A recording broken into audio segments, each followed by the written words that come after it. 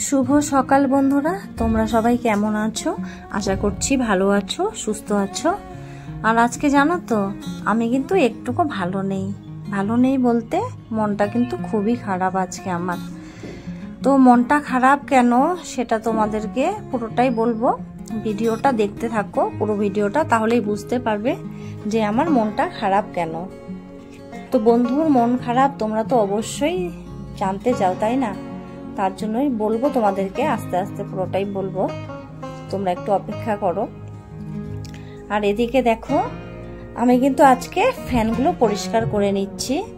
তার কারণটা হচ্ছে মানে প্রত্যেকটা কাজ তো একা একা করা যায় না, আর প্রতিদিন তো আমাদের ঘরের কাজও থাকে, রান্না বান্না সব কিছু তো করতে হয়। যেহেতু একা মানুষ, সব কাজ কিন্তু করতে হয়। অনেকেই ভাবে ভাড়া বাড়িতে থাকি বলে কোনো কাজ করতে হয় না, মনে হয় হয়তো সারাদিন বসে বসেই সময় কাটাই, দিন কাটাই, এটা হয়তো অনেকেই ভাবে। আর এখন যেহেতু ভিডিও করি, তার জন্য হয়তো মোবাইলেই ব্যস্ত থাকি, তো অন্য কাজের দিকে হয়তো ধ্যান দেই না, অনেকেই ভাবে। তো এদিকে দেখো, আমার বেডরুমের ফ্যানটা পরিষ্কার হয়ে গেল। যেহেতু দুর্গাপূজা চলে আসছে আর কয়েকটা দিনই বাকি, তার মধ্যেই কিন্তু পুরো কাজ কমপ্লিট করে নিতে হবে। আর দেখো আমি কিভাবে পরিষ্কার করছি। একটা চেয়ারের উপরে কিন্তু একটা মোড়া নিয়ে নিয়েছি, তার উপরে কিন্তু উপরে ফ্যানগুলো পরিষ্কার করছি। কারণ না, ছাদটা অনেকটাই উঁচুতে, তো উঁচু বলে কিন্তু আমি মানে চেয়ারের উপর মোড়া রেখে তারপর পরিষ্কার করি। যেহেতু কোনো উঁচু টুল নেই আমার ঘরে, তার জন্য কিন্তু এভাবেই করি। তো এইভাবে পরিষ্কার করতে গেলে কিন্তু একটা রিস্ক থেকে যায় সব সময়, তার জন্য একটু ভয়ও লাগে। যেহেতু আমি একা আছি ঘরের মধ্যে, অনেক সময় কিন্তু ভয় লাগে। তখন আমি কি করি বলো তো বন্ধুরা, মানে মোবাইলটা পাশে রেখে দিই, আর হচ্ছে মানে মেন যে দরজাটা আছে সেই দরজাটা কিন্তু ছিটকানিটা খুলে রাখি। সারাদিন রাত তো বন্ধই থাকে দরজা আমাদের, কেউ আসলেই কিন্তু দরজাটা খোলা হয়, যখন টকটক মারে তখনই কিন্তু খুলি। তো ফ্যানটা পরিষ্কার করতে সত্যি খুব কষ্ট হয়ে যায়, অনেকটা উঁচু বলে। আর এখানে দেখো, আমি সবগুলো যে ঘরের যে ফুল আছে, পুতুলগুলো আছে, ওগুলো কিন্তু সব ধুয়ে নিচ্ছি। এখানে ধুয়ে ফেলেছি আর কি, এখন এগুলোকে মেলে দেব।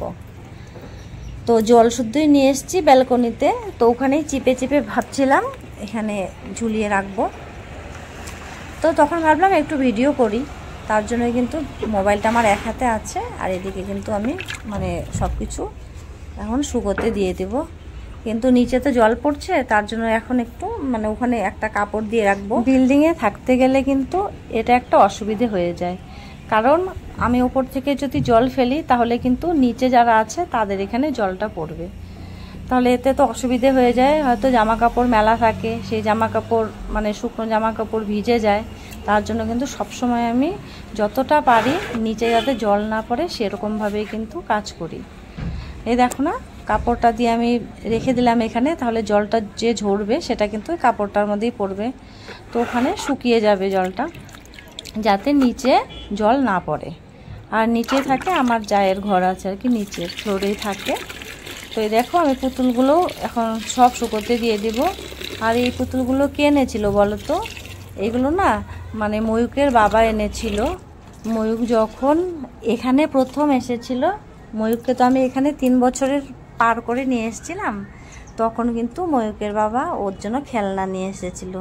তো খেলনা বলতে এই যে ডগিটা, পুতুলটা আর কি, আর একটা যে বানর আছে ওটাই নিয়ে এসেছিল।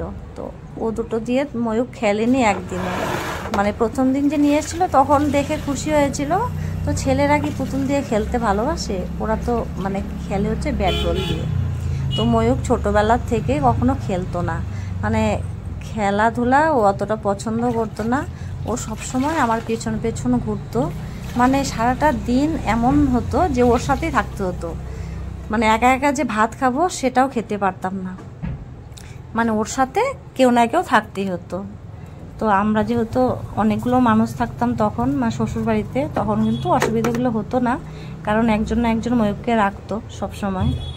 এইভাবে আমরা মিলেমিশে কিন্তু থাকতাম। তো ময়ূকের তাই খেলার অভ্যাসটা ছিল না।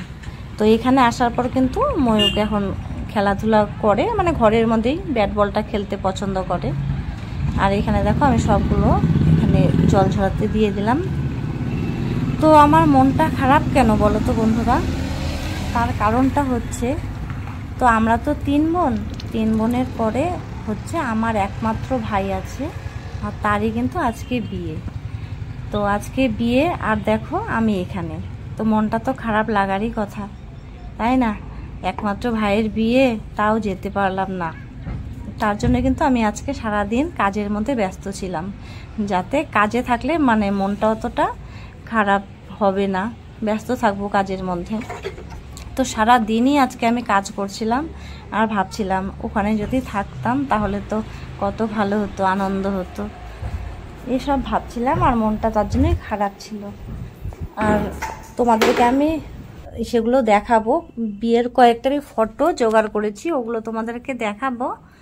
তো একটু পরে দেখাবো। জোগাড় করেছি বলতে সবার কাছ থেকে ফটো নিয়েছিলাম। আর এখানে দেখো ময়ূকের একটা অনলাইনের পার্সেল চলে এসছে, ও তার জন্যই দেখছে। ও এখানে একটা ঘড়ি অর্ডার করেছিল, তার জন্য কিন্তু সেই ঘড়িটা এখন চলে এসছে। তো ময়ূক তোমাদেরকে দেখাবে বলে ও বলছিল যে ভিডিওটা করো মা। তো আমি তো ভিডিও করিনি, এটা হচ্ছে ময়ূকের বাবা ভিডিও করে দিয়েছে। এটা খারাপ হয়ে গেছিল না, আমি অন্য একটা ঘড়ি অর্ডার করছি, এটা সেম দেখবে, ও সেম একদম সেম সেম ঘড়ি অর্ডার করছি আমি। এই ঘড়িটা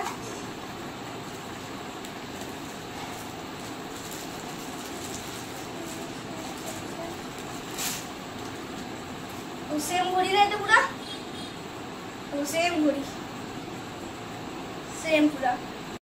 ঘড়িটা পেয়েও কিন্তু ওর মনটা একটু খুশি হলো। তো আমরা কেন যেতে পারলাম না ভাইয়ের বিয়েতে, সেই কারণটা তোমাদেরকে বলি। তার কারণ হচ্ছে আমার ছেলের পরীক্ষা চলছে হাফ ইয়ারলি, আর যেহেতু আমাদের বাড়িতে যাওয়ার রাস্তাটা অনেকটাই দূরত্ব হয়ে যায়, মানে তার জন্য কিন্তু সম্ভব হবে না যাওয়া। আর পরীক্ষার মধ্যে বিয়ে টিয়ে পড়লে কিন্তু যাওয়া যায় না, এতে কিন্তু পড়াশোনারও অনেকটা ক্ষতি হয়। আর মামার বিয়েতে ভাগনা যাচ্ছে না বলে কিন্তু ভাগনার মনটা খুবই খারাপ, আজকে কান্নাও করেছিল, কালকেও কান্না করেছিল, কিন্তু উপায় নেই, পরীক্ষা যেহেতু তাই যাব না। আর ভাইয়ের বিয়েটাও না অতটা ধুমধাম করে হবে না, তার কারণও আছে অনেক। তো ওর মন্দিরেই বিয়ে হয়েছিল, আর আমাদের বাড়িতে বৌভাতের একটা অনুষ্ঠান হয়েছে ছোটো মোটো, সেটা তোমাদের কাছে অবশ্যই শেয়ার করছি। আমি ফটোতেই দেখেছি, আর তো দেখিনি, তোমাদেরকেও সেটাই দেখাচ্ছি।